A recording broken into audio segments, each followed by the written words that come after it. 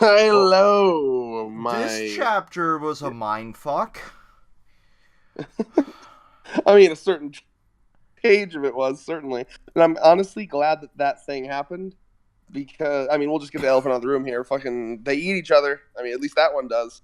And Yeah. like, I'm glad Uh, that this happened because I honestly, I would be lying if I said that I wasn't really into dark shit in manga. You know, I and mean, your favorite series is Hunter x Hunter, so I yeah, mean, it's obvious you like and dark shit. Uh, indeed.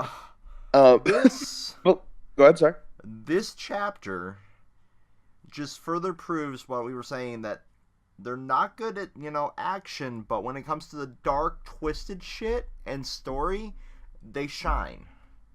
Oh yeah, and that's if you, in case you didn't watch our last one, that was kind of my point. Was that I don't think they're actually crazy strong, but like this shit, I didn't expect like as I was reading this, right? So I mean, we'll go through the pages here. First of all, color page, gorgeous as always. The artist is fucking phenomenal. But as I'm reading through this, and he has this whole thing where he's like, "Are you kidding? After you murdered so many kids, you're telling me you know how to feel empathy?" Yeah, he does all that stuff, right? So I'm reading through these pages, and I'm literally sitting here like they're verbatim copying the Gon thing, and that's what I thought at first, right? So Exactly. I was like, okay, like because literally as I'm reading this, I was like, okay, you're trying to do like the Gon when he confronts Neferapitu thing, but it's Yep. being done a lot less powerfully. I was like, you're just doing it less good. And then, thank God, the author twists it up by this full page, full page of just. I was like, oh, so yeah. No, I mean, I was, Literally swallowing her fucking head. I. There's a lot to talk about here, but no, but I am glad that the author kind of mixed it up here because I was concerned it was going to be like a bit nothing like a series has to continue to keep you guessing, right? So like I was concerned it was going to just go the direction I expected it to, but that certainly was not what I expected. Now, Right. here's a couple questions I have. So I mean, like, is this like a thing demons do? Like, for all we know, with the demon culture, that could be a sign of respect. That could be what you do with dead bodies. Your mom dies, you got to eat her. I don't know. It's like he dislodged his jaw to swallow her fucking head whole. It's interesting because it could totally be. I could see the direction because I don't see what purpose this would serve for unless it's like I mean it could go down like a stereotypical. It could go down a route of like I've now gained her powers and I am now as powerful as two There demons. can Oh only be one! Highlander style. yeah. My personal guess is still that this is just how you. I think that just like remember the flower thing that they were taught where you put that flower in a Yep. body and then like I think that this might be another one of those weird rituals where it's like maybe when a loved one dies, eat their fucking head. I don't know. That's just just like don't praying mantises fucking eat the partner's head after they fuck. Yeah. I mean, that's the vibe I'm getting here because he still seems sad. He still seems like he's sad about this, showing respect to her. But and yeah, he's Yeah, eating. you I get don't. I some. mean, I think it just proves, if anything, how different the culture of these demons are from like humanity. And the next page, you see like blood and sinew and all sorts of, Mm. grotesque Oh yeah, aspects of it. And I'm like, yes, give he me got more of down to the this. neck too. He was like full head consumption, Yeah, which proves that. Remember that there was a line.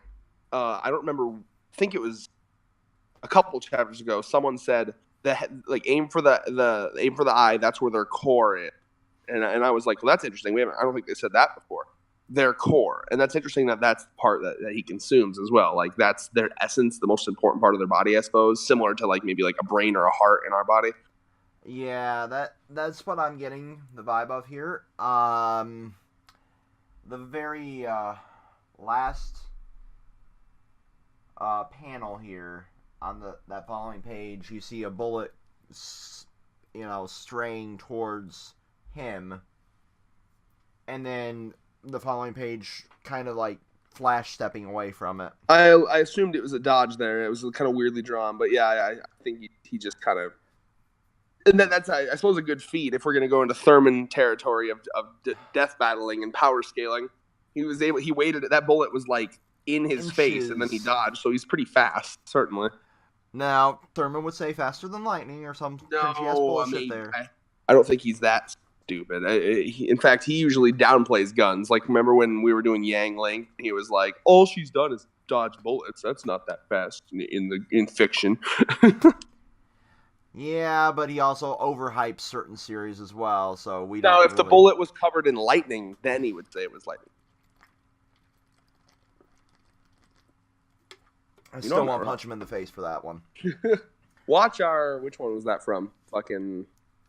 Oh, watch our One Piece discussion. If you're a One Piece fan, the chapter where, Ichiji had the light fist and he thought it was light speed. But yeah... Anyway, moving on.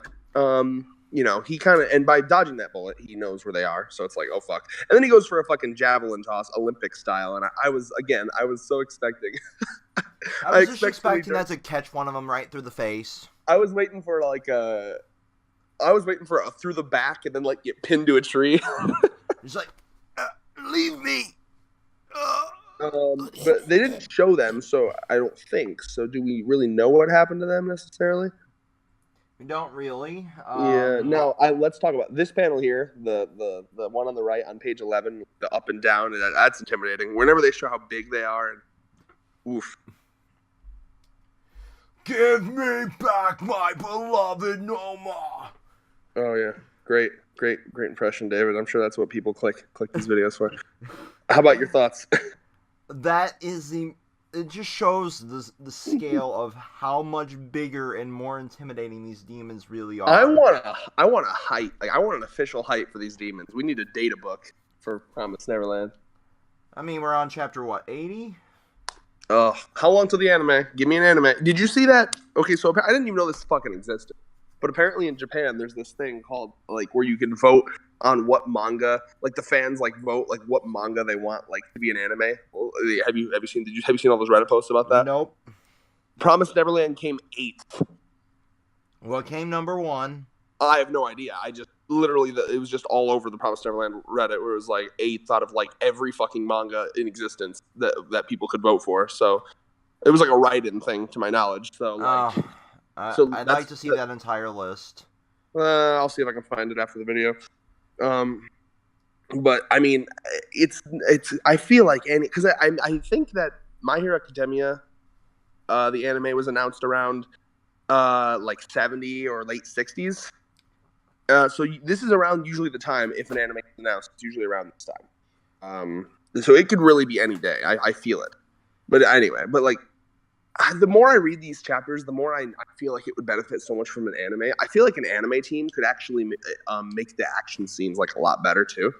Oh yeah, definitely. And plus the atmosphere, I can imagine with the sound effects, like it would be such a fun thing to watch for sure. And it would, and hopefully they'd either get an artist that's capable or get the artist herself or him or her. I always forget the gender of the artist.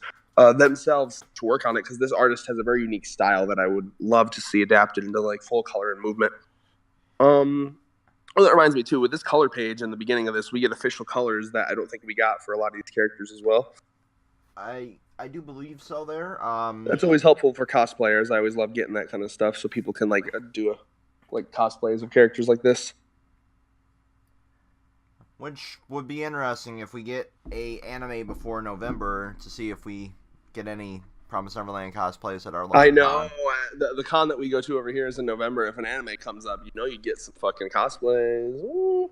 I want some fucking parents to bring their toddler and dress them as Phil. I'd be so tempted to go, kick the baby. That little shit. So we have an inside joke. Our buddy Chris, that eventually, if he ever gets that goddamn computer, will be joining in on these talks. He loves Promised Neverland. There was a comparison between Ike from South Park and Phil. Yes, so Phil. One of the jokes we came up with originally too was like when they were trying to figure out what was over the wall. Like we were reading it before they even knew it was over the wall, so we were just like tie a rope to Phil, punt him over the wall, and drag him back and see what happens. If he's still alive, we know it's safe.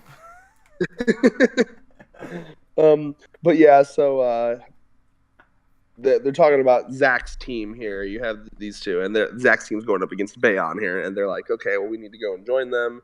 And they have whistles. I guess that's like a signal of like how you know when one team is done. I guess. I think they probably talked about that. It sounded kind of somewhat familiar to me. Yeah, and we find out that Zach's team is the only one without the specialized bullets. Oh, I guess we're skipping it. Okay, yeah, we'll jump around. It's fine. Yeah, Yeah. the end of the chapter. I guess Bayon might be a badass, and I was hoping he would be because he owned the whole place. Oh. I love Bayon's design, by the way. Me too. He's like one of the best. But let's just talk about the meat of the chapter here. Now that we've kind of covered the Bayon stuff, because that was just more foreshadowing for next chapter, I'm assuming. No, I was hoping for a talk between Lewis and Emma here.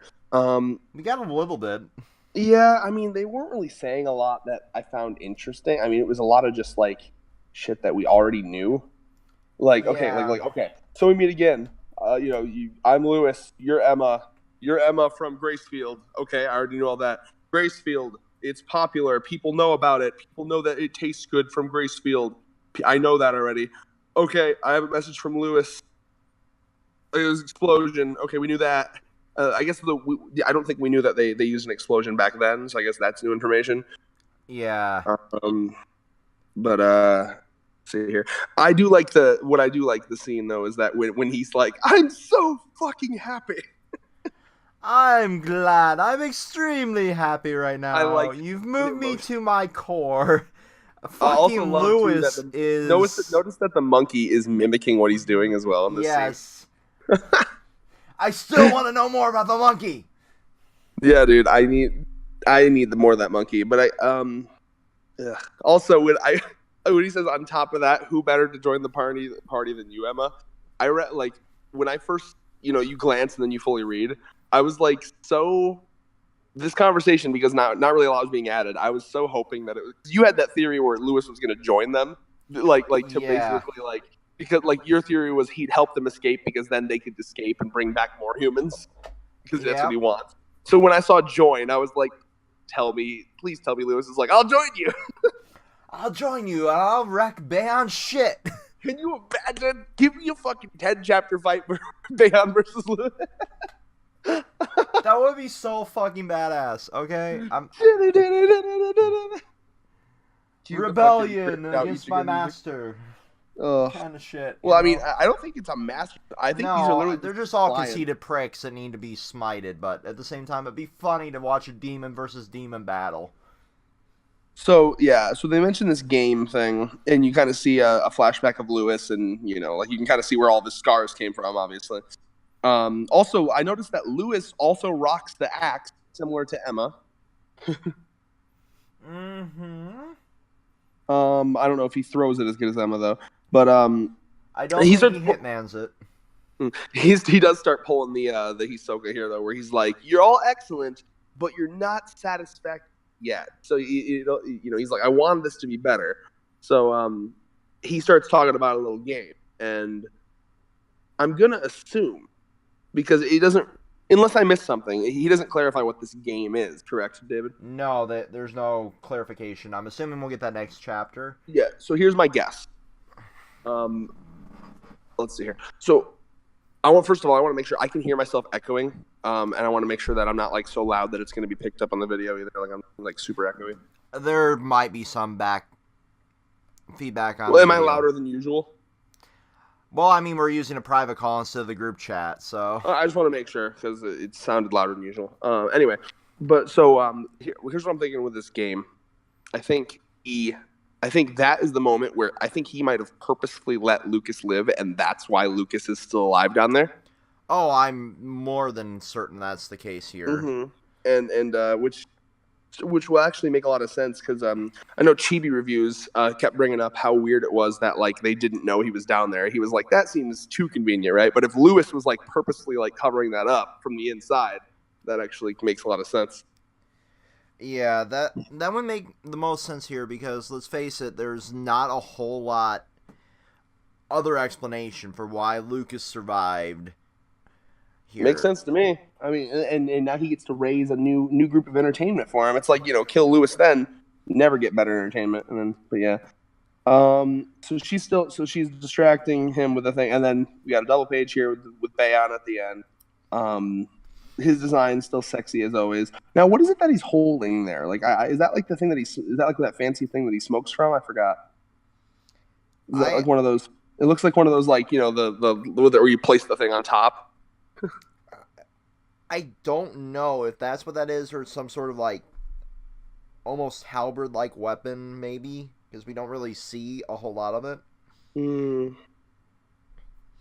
But yeah, and then obviously problem here is that they don't have the special guns, so they really are fucked here because, and it was foreshadowed from Luce being like, "I smell Bayon coming in this direction," but they don't have the special guns. The other group, either Bayon just didn't take the bait or got killed or injured off screen, and then brings back memories, and I assume he's talking about the original Lucas. So yeah, again, not a lot of crazy interesting stuff in this chapter, honestly. Like, I mean, like, I liked the cannibalism part was interesting, and there's a lot to think about with that. And I'm interested to see where this Bayon stuff's going to go, because I do like Bayon as a character, just from his design and the fact that he owns this place. But gotta be honest, and hey, guy that commented on our last thing, if you're watching, I would love to hear you hear your thoughts on this. But like, I just thought that the conversation between Lewis and Emma, at least so far, is a little bit lackluster. I don't know. What do you think, David? I agree. It was a little bit lackluster.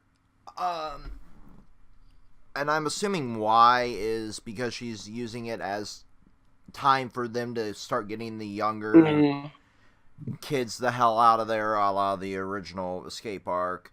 Right. Almost copying the entirety of that. Uh, So, I mean, that it's kind of makes sense that they're dragging this conversation out over multiple chapters now, because I'm assuming we're going to get more next chapter, as well as more with the Bayon shit, and potentially find out if the other demon javelined a kid to a tree or some shit. But at the same time, I really wish that we would have had more from the, like, at least backstory between, a little more of the backstory between Lucas's original, team and what this game really was. I feel like we'll get that next chapter. I'm more just like, it's always hard to pass too much judgment, but you kind of got to do it week by week. Otherwise, what the fuck are you going to talk about? But like, Yeah. as it stands now, I mean, I'm underwhelmed with Lewis and Emma's confrontation, but I'm fully aware that it could be more in the future. Yeah.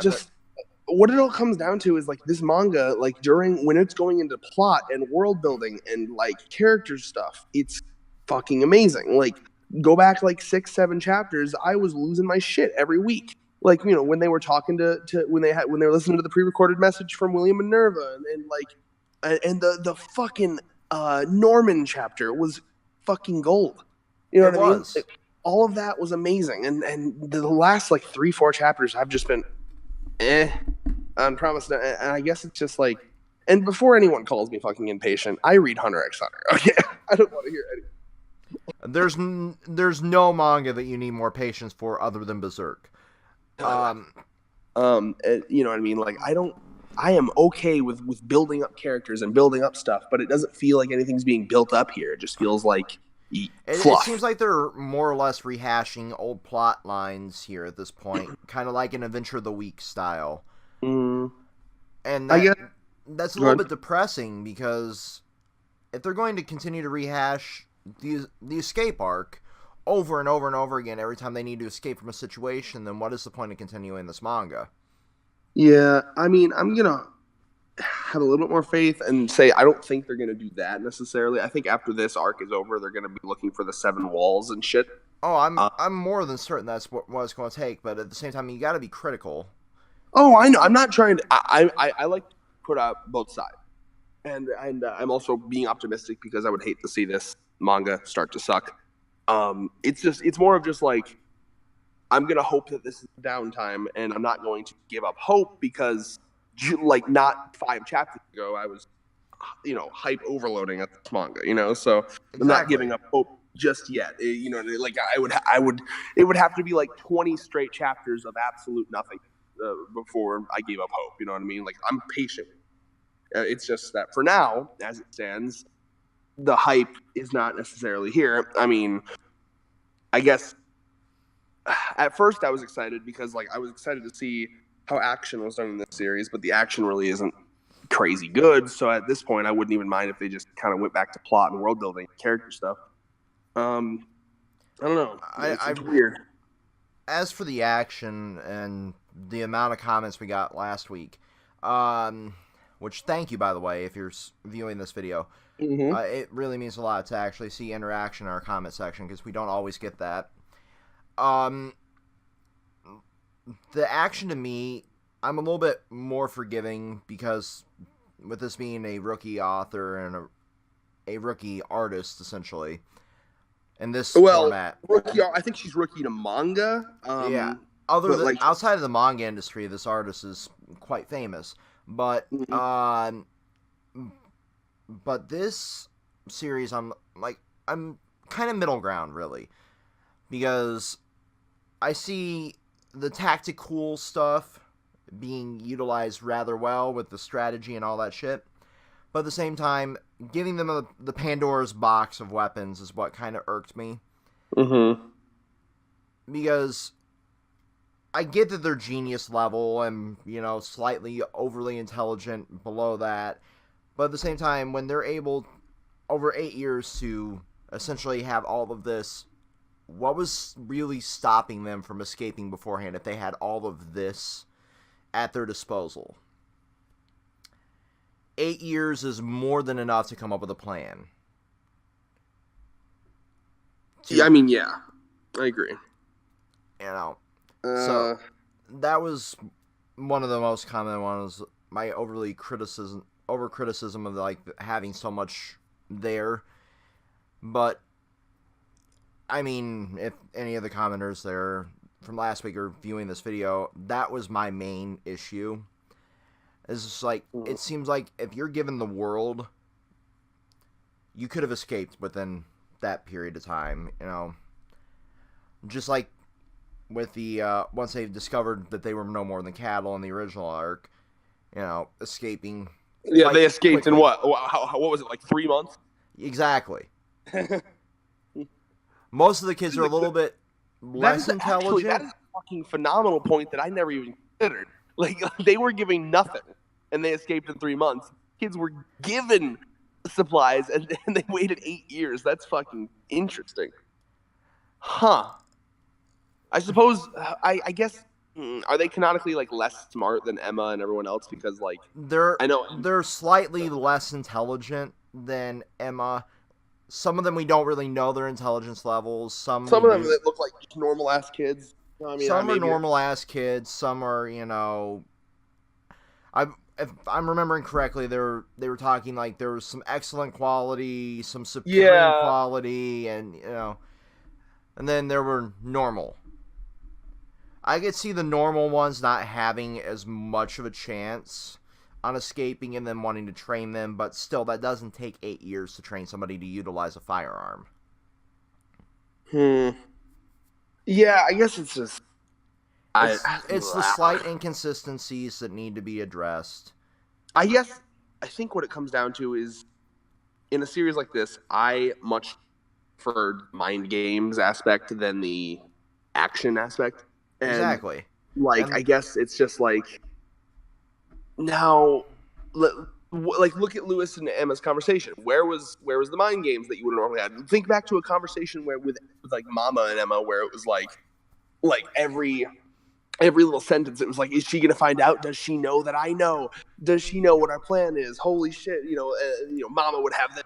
Do this and that meant this. I'm talking like Death Note tennis chapter shit where they're playing tennis and Death Note. That's the kind of shit I like. Right? That's exactly what I was expecting here. Mm-hmm. And maybe I don't know if it's, and this could be part of the issue. I don't know if it's the fact that she doesn't know Lewis as well as she knew Yeah. Mama. So she hasn't really had time to gauge him as an enemy. Because to really, and this is something I've realized, in the IT industry especially, is you have to know your enemy to be able to undercut them. Your enemy, huh? So who's your enemy in the IT industry? The customer? Well, when I ran my business, it was another fellow student who was running his own, business. Fuck him. Exactly. So I would strike up conversations to know exactly what he would do, and then essentially mind fuck him to kind of undercut him and give people better deals to get more clients. Yeah, see, I'd like more stuff like that where it's exactly that's that would be better than just like that kind of strategy would be more interesting to me than we set off an explosion to distract them, or we have every weapon known to fucking man and we threw it at him, including bear traps. Bear traps fucking got me, and poison tipped arrows. Those were the two most bizarre. I mean, come on. But I guess it was just like, I don't know. I mean, it's one of the weirdest like feelings I've ever had about a manga because it's so down the middle. I'm like, ugh, I don't know how to feel. But I don't know. I think I'll hold off my judgment for because I'm not gonna be an asshole. Like I'm gonna wait until like once this arc is over. Like let's say I hate the rest of this arc. Okay, I'm not gonna make any serious judgments about the series until I get like a good chunk of the next arc, because I've had it where hey, I don't like that one arc. Have you ever had a series where you just don't like a certain arc, David? Oh yeah. Yeah, so I mean, maybe I'll just won't like this the arc. The final arc of Bleach. I mean, it was on. It was so run of the. It was started out really good, and then it just shit itself because of them rushing him. As well as some of the later arcs in Naruto leading up to the war arc. It was the beginning of the war where it was like every minor character. Like, I love minor character progression, but when it's like someone that you literally, it'll flash to someone that you've seen once, and it's like, here's a 10-chapter fight with this person that you barely know. And I'm like, okay, that's cool, but who the fuck? Right, like Tenten getting her own arc. Well, it was the dude that was from the sand. I think no, not the sand. I don't. He was the dude that had a sucker. He had a sucker, and Darubi or something. I don't fucking know. And he had like a huge ass fight, and I was like, I can't pass it. So goddamn boring. But that kind of shit, I'm used to in manga, especially long running series. Mm-hmm. But considering this isn't really a long running series at this point, and it's starting to slog along a little bit. Yeah, I guess here's what my final statement on that will be. It's weird to me when not even weird to me. This is just a legit factual statement. I would much prefer to have had the last 7 chapters be about Norman and that facility than this. Yeah, I mean, because that I want to fucking talk with him and Ratari. I want like him exploring the facility, seeing what it has to offer. What are the securities? What are this? What are that? Who are the people that work there? How do they feel about this? Maybe he can have a conversation with one of the guards that's like, yeah, I don't like it either, but they make me work here to, like I've even come up with theories where I'm held here against my will. They're threatening my family or something. I think that some of the humans that work with the demons, it might be a situation where it's like, either you work with us or we'll fucking ship your kids off. you know what I mean? Like, exactly. So he could have conversations with people like that, with Ratari, with some of the demons in there, maybe. Like, yeah, you know what I mean? And that would be fucking fascinating to me. And I guess it just comes down to these demons. Like, here's the problem: other than Lewis, these demons that they're fighting aren't really crazy interesting. I mean, Bayon interests me on a design level, and I hope that he has an interesting personality. But the two that are the two, what can you name a fucking interesting personality quirk about those two? The weird black latex dude ones. Other than the cannibalism, not really. Yeah, and then you had Luce, who was just a spoiled child. I haven't seen that a million times before. You didn't try to subvert expectations or do anything interesting with his character. And then. So I mean, Lewis is the only one that really interests me, mm-hmm. and now this here that we're seeing is making me lose a little bit of interest in him because there's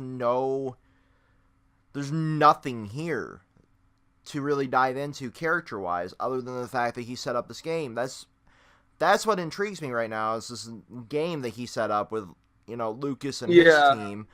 But until we know what the fuck that is, like, come on.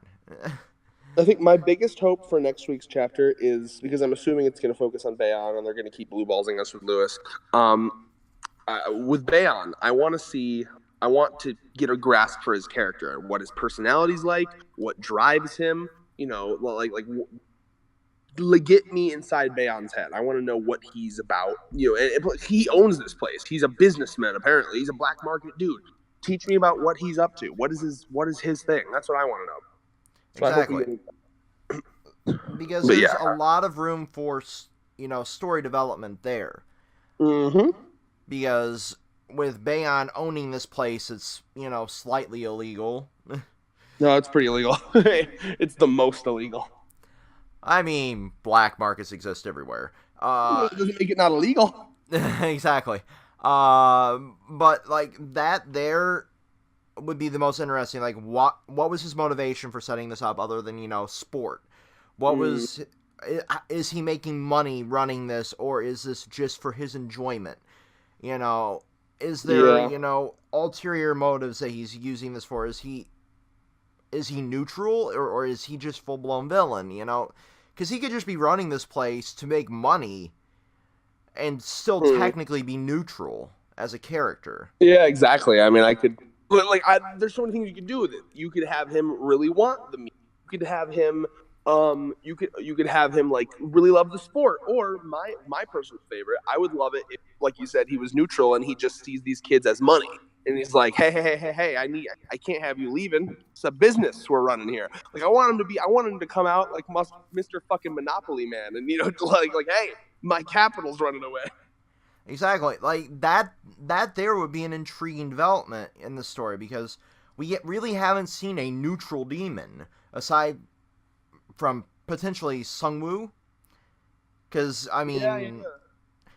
He said he liked the hunt, essentially. Yeah, that's proof that this author can write interesting demons. Those two were great. Musica and Sungwoo were fucking great. Musica being, chaotic good or, neutral good on the D&D scale. I will never get over the twist of Sungwoo being like the whole time he seems nice, and he's just like, nah, we just didn't kill him because it's against our religion. They're not vegan. They're factory food. Oh, so perfect. He's the Eli of fucking demons.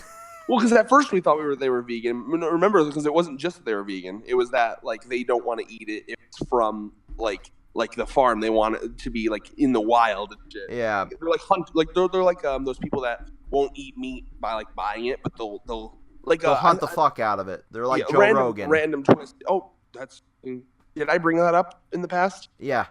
Oh. Okay, well, that shows that how weirdly consistent my brain is, because I was just about to talk about that.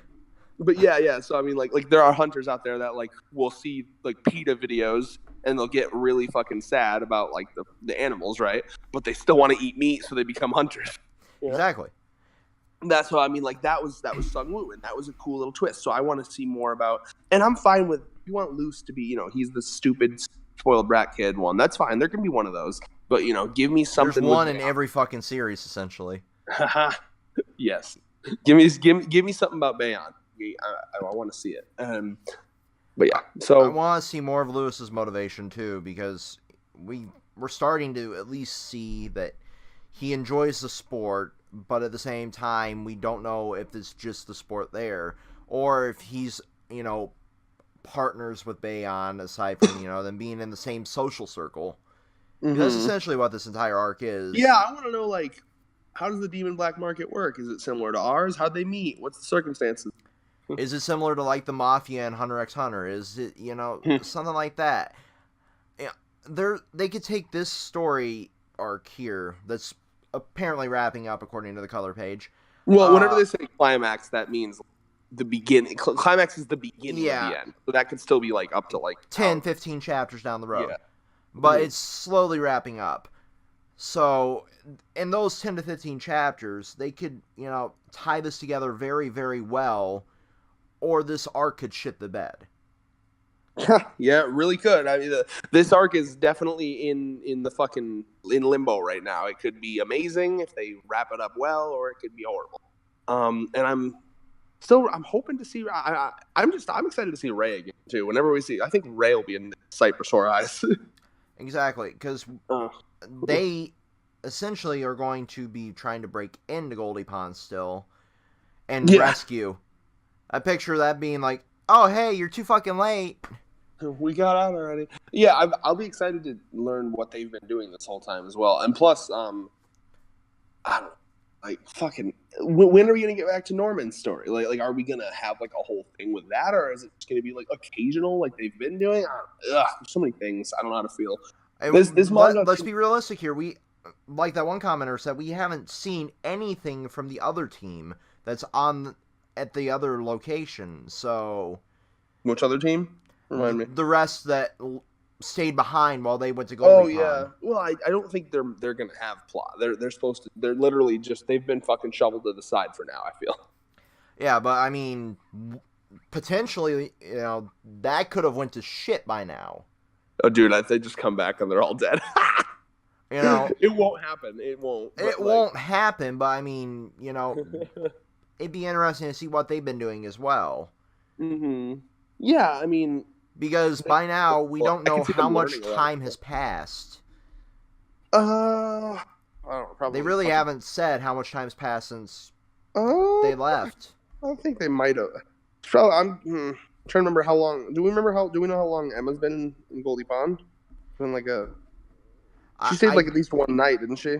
Yeah, there's at least been one night aside from that. But I mean, trekking from that facility to Goldie Pond itself had to have taken some time. That's and true. And then all of that, we don't know if the other team knew how long that trek would take, or if they're starting to worry, or they're sending out a rescue party that gets ambushed, or whatever could be happening at this point. Yeah, so, I mean, good point. Yeah, I guess prediction. We'll do final thoughts and predictions. I guess just you can go first. I'm just. But before you go, I want to quote our buddy Eli, and to be fair, he was talking about Hunter x Hunter with this, but it's a quote that applies. This manga. Well, I'm going to use half of it. With Hunter x Hunter, he said, "This manga is so good it stresses me out." For Promise Neverland, I'm going to say, I'm so torn on this manga, it stresses me out. All right. It literally, every time I'm reading it, it's like, I don't know how to feel. I don't know how to feel right now. The cannibalism aspect. That really was the best part of this chapter. That intrigued me, The only part of this chapter that was like, oh, wow, I didn't see that coming, and that threw me off. Yeah. Also, the fact that Zach's team has no fucking special ammo. That I knew there'd end up being a scapegoat team, but I didn't expect them to actually, run into Bayon. Right. I figured they'd be there to back up, Emma, who would go yandere and fucking chuck an axe. That's another thing I need to see. We keep. It's been so long, I totally forgot about that. We need that. Yeah, like that. There would have been like the backup for yandere Emma, chucking a fucking axe at Lewis's head. Potentially cracking the mask and then snipe him in the fucking core. Boom, dead. That's what I was expecting the special ammo-less team to have. But I digress there. Prediction-wise, I expect a little more backstory on this game, and I also expect a little more on the whole aspect of what's going to happen to the kids that are, around Bayon, and hopefully some, what his motivation is. I highly doubt we'll get that in the next chapter, maybe in the next 2 or 3 chapters. But they seem to be slogging this along. Yeah. I mean, we know Volume 8 is coming out in Japan right now, so... Oh, did you see the author comment? I saw it on the cover page, like, Volume 8 coming soon. I'm like, fuck. Right, but...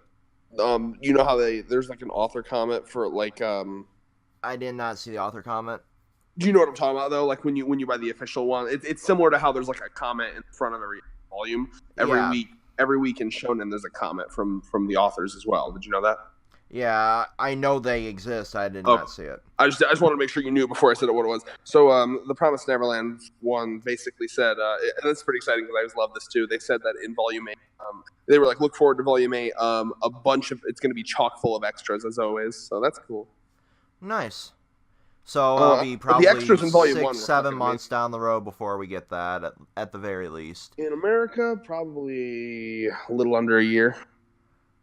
I mean, when did Volume 1 release in I can Japan? check. It seems to be like 9 months to a year difference when it comes to volume. Fucking hell.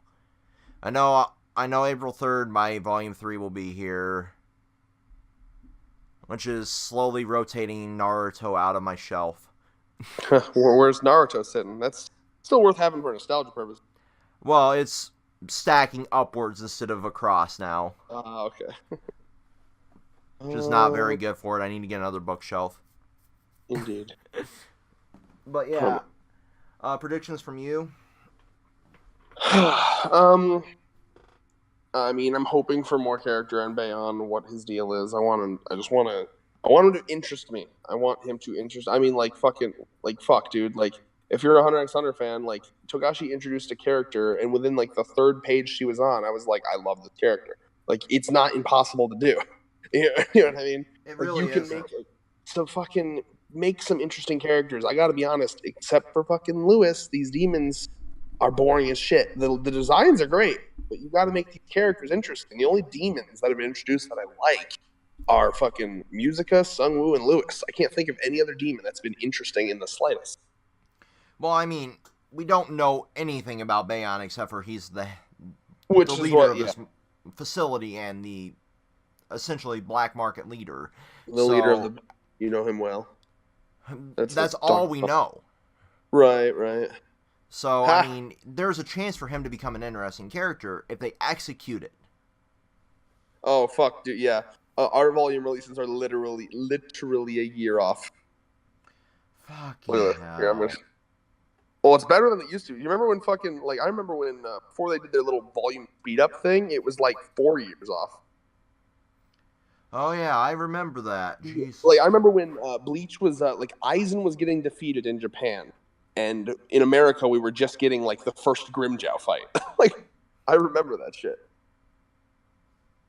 It was amazing when they did the speed up, because it was like, you get 2 volumes a month. It was fucking glorious. I would go to my bookstore and I'd be like, I want these 2 volumes of Naruto when they were doing that. Yeah, for I Naruto. remember. Oh, it was so good. I'd be like, and I would always go like the day they came out, so they weren't even on shelves yet. So they'd go into the back room and they'd still be like plastic wrapped, and I was like, oh. I'd be smelling that plastic wrap. Yeah. Like, Me too. Ah. Fucking bookgasm. Here, look. If you want to fucking live edit this shit up, only if you want to see what I'm talking about. It's literally almost exactly a year off. God damn it. On Facebook, I sent it to you. You don't have to if you don't want to, but you can just you can Wikipedia it and like look at. Oh, fuck me sideways. I mean, the older I get, you go ahead. Volume 1, December 2nd, 2016 in Japan. That's the Japanese release. English release, December 5th, 2017. I think the best one is Volume 3. Japanese. Yeah, I'll get to 4th. that. Oh, okay. Volume 2, February 4th, 2017. February 6th, 2018. And then Volume 3, April 4th, 2017 and April 3rd, 2018. We got it a day before a year. End me. I mean, I don't know. This just proves I'm getting older and I hate it. A year doesn't even feel like that long anymore. Dude, my year so far has existed in fucking class wanting to jump off the 3rd story building of Davenport. Like, just jump right out that window because of that fucking class project. So, I mean, my fucking year so far, I just want it to end. Well, see that's the trick of making time pass slower if you hate it. I know. It's just like, I know, especially once I take my break from class, my year will be better because I can actually do shit I enjoy. Like, for example, before we started this call, I was telling you about the script I wrote for the first episode of the gaming series. Mm-hmm. Writing that was more enjoyment than I've had sitting in front of a fucking manga chapter. And that's depressing as fuck. I have turned into Jeff. In what aspect? Like, I'm losing enjoyment in things I love or used to love and starting to find new enjoyments. Like, writing scripts to me for this series that we're working on has been more enjoyment than actually sitting down playing a game or sitting and reading a fucking chapter of manga. And I don't know how to feel about that as a human. Is that all manga or just Promise? Because Promise Neverland's been less interesting lately. Don't blame. Not just Promise Neverland, like even catching up with My Hero Academia, catching up with Ancient Mage's Bride, stuff like that I did enjoy, I'm not enjoying anymore. Working on stuff for the channel, I'm enjoying more than my pastimes. Huh. Oh, this is deep for a Promise Neverland video. Well, I mean, this series used to have some depth. Ha! I mean, I'm not giving up. But yeah. Either way, let's end this fucking video, and then you and I can talk about depression and losing interest in our hobbies afterwards.